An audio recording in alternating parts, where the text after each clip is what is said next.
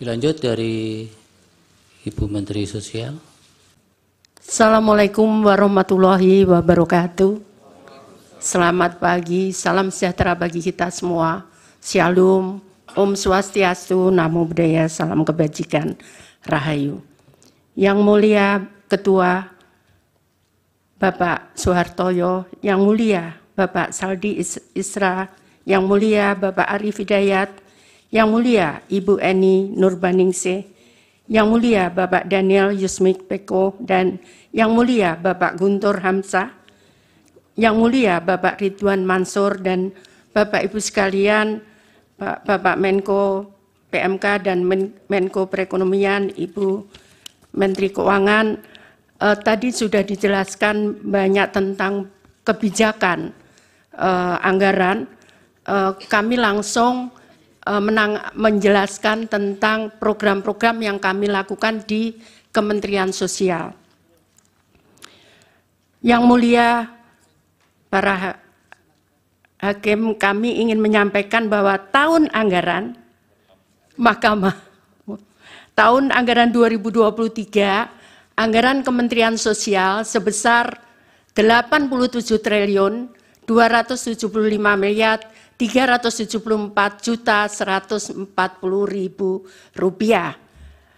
Anggaran tersebut dilaksanakan melalui program perlindungan sosial sebesar 86 triliun 100 miliar 271.705.000 atau 98,65%. Ini adalah bagian dari program yang tadi dijelaskan oleh Bapak-Bapak sebelumnya dan Bapak Ibu sebelumnya sebesar 496 triliun dari perlindungan sosial.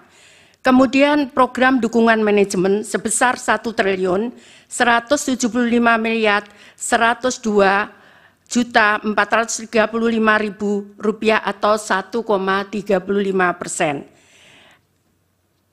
Dengan penjelasan bahwa anggaran berbelanja, belanja pegawai 438 miliar 438,17 miliar atau 0,50%. Belanja barang 3 triliun 353 triliun 3,84%. Belanja modal 167 miliar 167,22 miliar atau 0,19%. Belanja bantuan sosial 83 triliun 316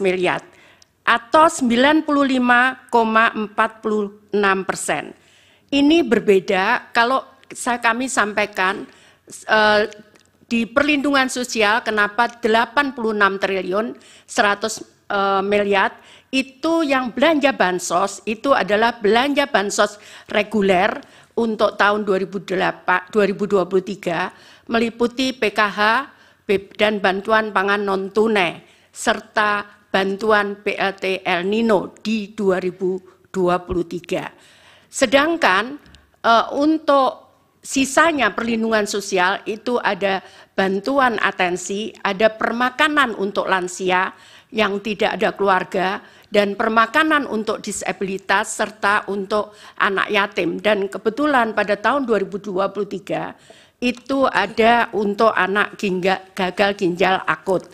Kami akan menjelaskan setelahnya.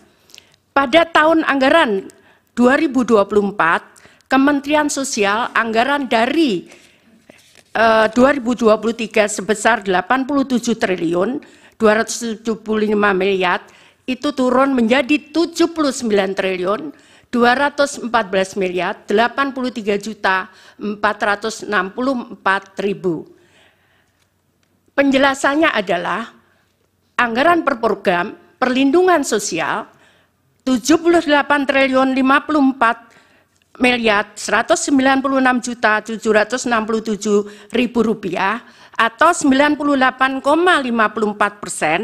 itu belanja bantuan sosial di sebelahnya yang berwarna kuning 75 triliun, 61 triliun, 95,46% itu di luar bantuan El Nino. Sehingga kami kembali reguler menyerahkan bantuan reguler PKH dan BPNT. Kemudian program dukungan manajemen 1.159.886.697.000 atau 1,46%.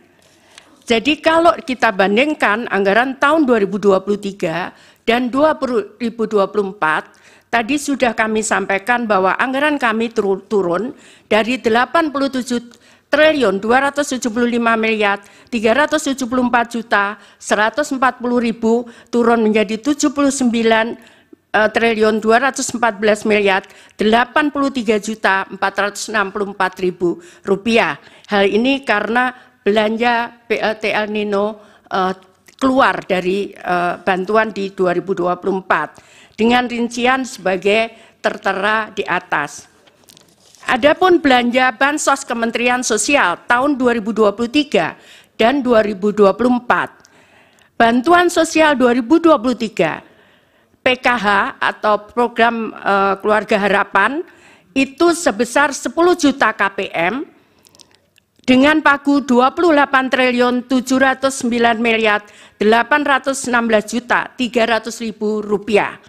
Ini tetap di 2024 tetap 10 juta targetnya, namun realisasinya tidak bisa persis sama 10 juta karena begitu saya netapkan hari ini dengan data, tiap bulan kami perbaiki data karena ada yang meninggal, ada yang lahir, ada yang pindah, sehingga kami harus menetapkan tiap bulan, karena kalau sesuai Undang-Undang 13/2011 itu 1 tahun 2 kali, maka kami sudah terlambat, karena yang meninggal sudah banyak, kemudian yang lahir juga banyak, sehingga kami rubah sekarang ini tiap bulan kami menetapkan data penerima bantuan sosial. Yang kedua adalah kartu sembako. Targetnya adalah 18,8 juta KPM dengan dana 45 triliun 120 miliar rupiah. Sama di 2024 itu program sembako 18 dengan target yang sama 18,8 juta KPM. Salur datanya adalah 18,62. Tadi sama, tidak bisa persis sama karena di saat proses ada perubahan-perubahan. Nah, kemudian tahun 2023 ada BLT El Nino dan ini sudah disetujui oleh DPR melalui kesimpulan rapat kerja di Komisi 8 DPR RI dengan Menteri Sosial masa persidangan 2 tahun sidang 2023-2024 Selasa 7 November 2023. Dan ini harus selesai pada bulan Desember karena anggaran tahun 2023 dan saat turun adalah di bulan November.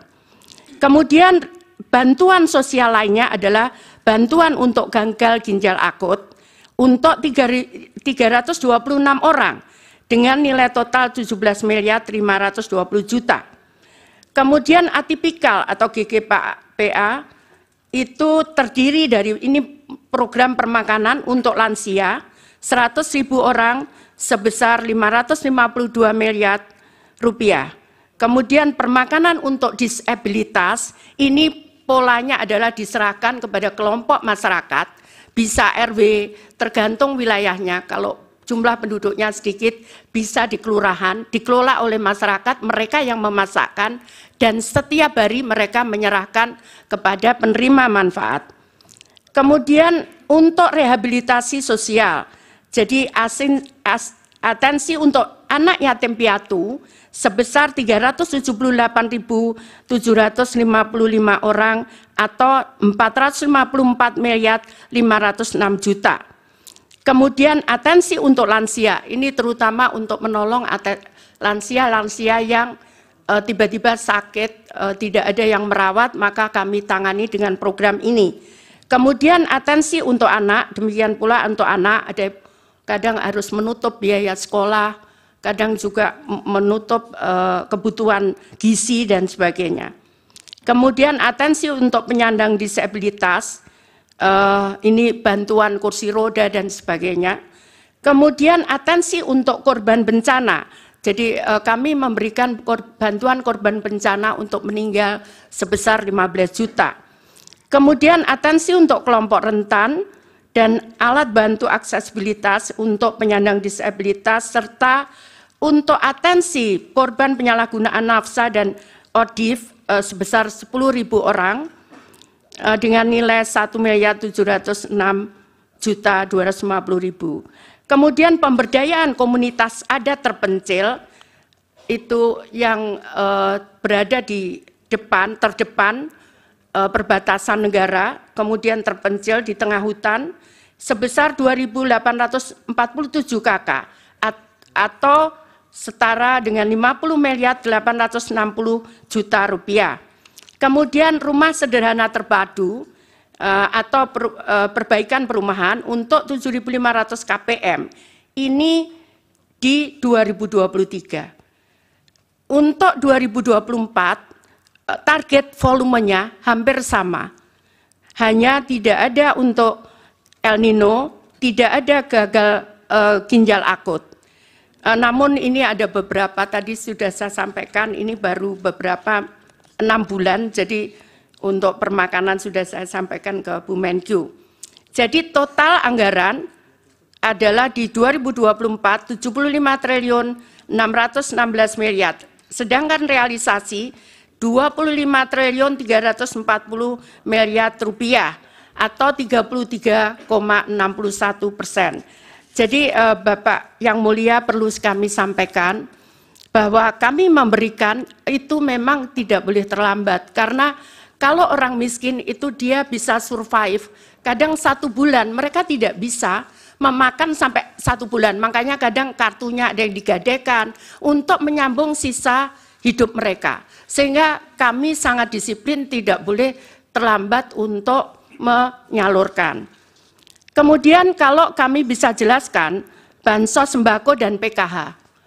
Ini adalah, jadi untuk PKH murni, jadi yang murni nerima hanya 1 bantuan PKH, karena boleh diaturannya mereka boleh menerima 2. Ini terutama yang kondisinya berat,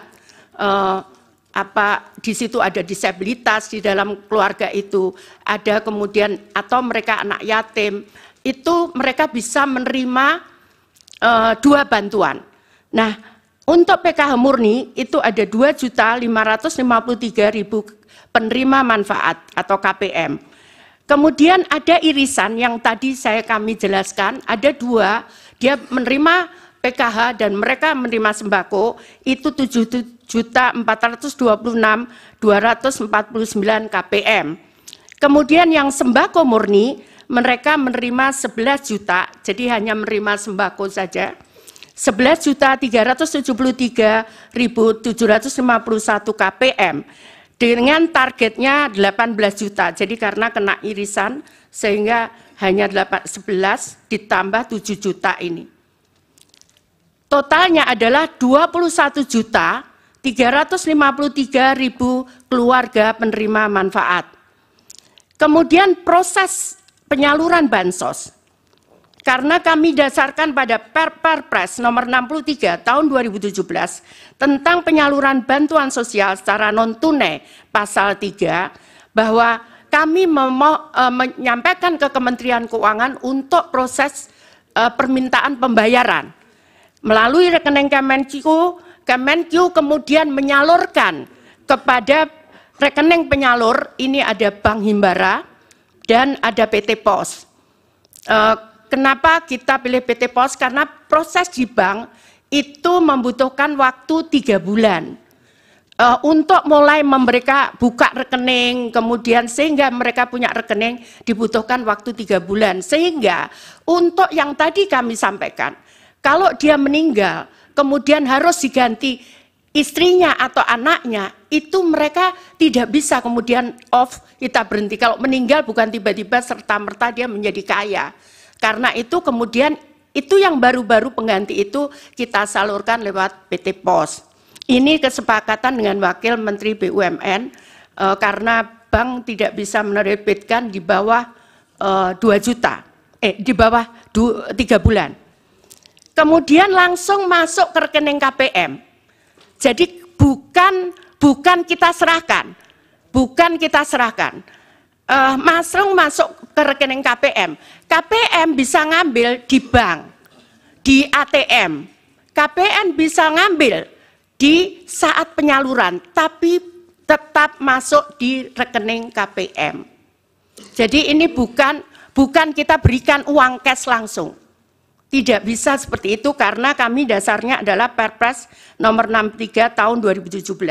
Jadi langsung ke rekening, kemudian dia bisa mengambil, bisa lewat ATM, bisa lewat, ini kami sangat bermanfaat karena di beberapa daerah terpencil kadang mereka tidak ada ATM di sana, tidak ada bank di sana, sehingga PT POS yang menyalurkan mereka datang ke tempat tersebut, tapi masuk ke rekening itu, ke rekening KPM. Demikian kira-kira Bapak yang mulia, Bapak Ibu dan para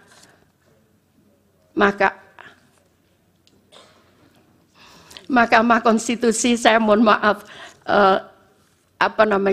menjelaskannya bukan dengan membaca karena saya biasa melakukan dengan chart seperti ini. Demikian, terima kasih, mohon maaf kalau ada yang kurang berkenan. Saya akhiri, wassalamualaikum warahmatullahi wabarakatuh. Salam sejahtera bagi kita semua. Salam, Om Santi, Santi, Santi, Om Namo Buddhaya, salam kebajikan, Rahayu. Baik.